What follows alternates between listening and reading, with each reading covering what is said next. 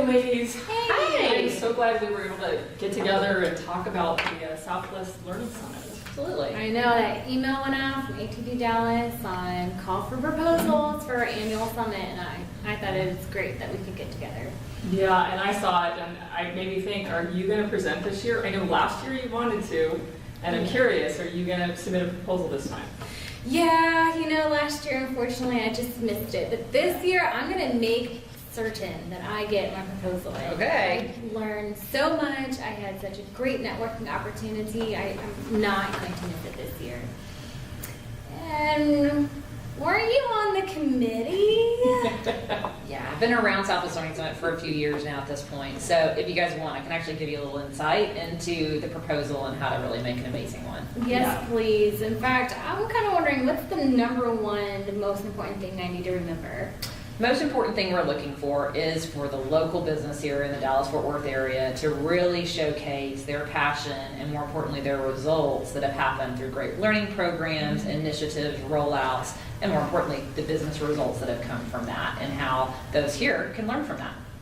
Yeah, and so if I know some folks who are consultants or vendors, can they submit a proposal? Oh, absolutely, definitely. We just look for the partnership to be there with that business partner, whether in talent development, learning and development, as it may be, so that way the business can actually come in and share their side of the experience and the results, and then together, how do they help the participants walk away with how to apply it into their own businesses? Yeah, that makes sense. I mean, we've all been in sessions where somebody's pitching their book or their new model or their Right. product.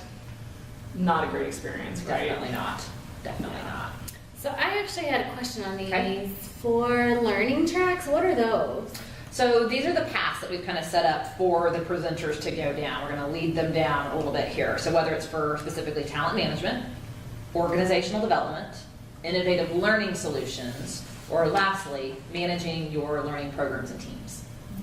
And those kind of sound familiar. Are those the same ones that we use for the Access Awards? You got it, yeah. So the chapter is actually very specific of how we've gone at that from a learning perspective as well as the recognition efforts that we're doing. It all matches up to the national competency model. And that makes sense. So can you give us some more tips on how to put in a proposal? Absolutely. So, of course, one of the places we have to start is what's the title of the session. Yeah. We've all heard the saying, don't judge a book by its cover, but in this instance, our participants actually do judge the session by that. So having a solid title as well as a very clear description, which actually reflects what happens, because probably the other thing we get is a lot of feedback when that isn't the case and the content doesn't align to that title and that description. We have a lot of disappointment, as you can imagine, on the side of the learners. Absolutely. What about the learning objectives?